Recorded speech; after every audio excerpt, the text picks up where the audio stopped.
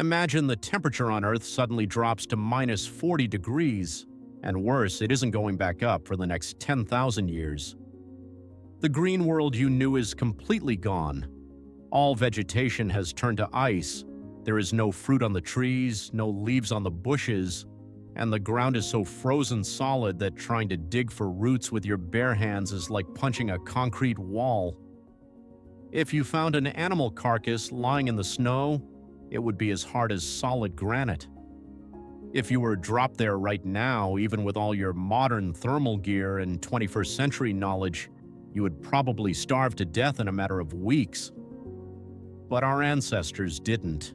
They survived the worst ice age in planetary history. But how? What on earth do you eat when the entire world is completely frozen solid? To understand the sheer scale of this problem, we need to talk about the physics of Ice Age food.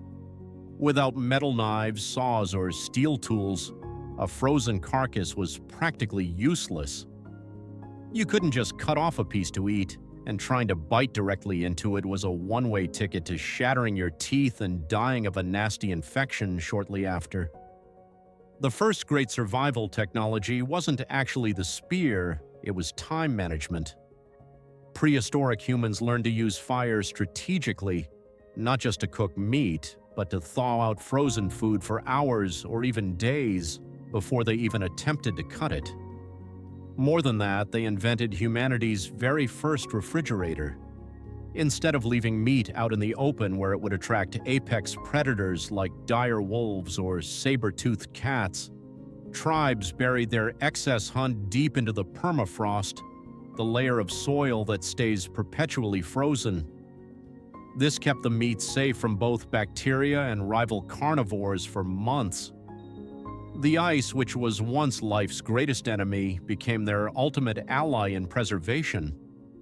But here enters a biological paradox that almost nobody knows about, one that killed thousands of rookie hunters.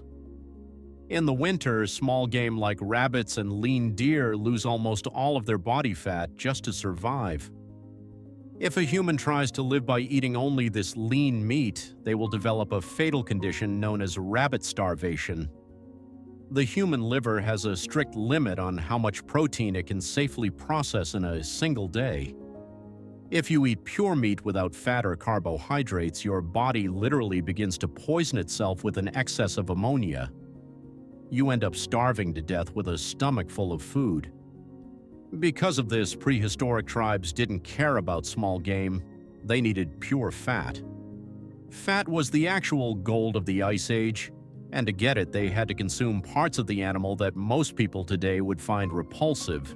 They would smash open large bones with heavy rocks to suck out the marrow, which is pure fat and incredibly high-quality calories. They ate animal brains, internal organs, and even the dense layer of fat concentrated behind the eyes of large mammals. Every single scrap of fat meant one more day of life. But what happened when the hunt failed? What happened when blizzards lasted for weeks and no animals crossed the tribe's path? That is when the ultimate emergency menu kicked in. Our ancestors learned to identify specific types of lichens and mosses growing under the snow or clinging to cave walls. They would scrape off this crust and boil it into a mush. It had zero flavor and was miserable to eat, but it contained just enough complex carbohydrates to keep their digestive systems from shutting down. They would also dig through feet of packed snow to reach the deep roots of plants that had gone into winter hibernation. These roots concentrated natural starches and sugars to keep from freezing. In absolute worst-case scenarios, tribes would boil strips of old leather from their own clothes and tools to try and extract any residual collagen, turning it into a foul gelatinous soup that kept their organs from failing. If you think eating leather soup sounds bad, this next tactic will completely turn your stomach.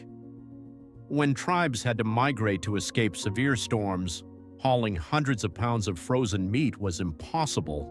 Their solution: they invented underground fermentation.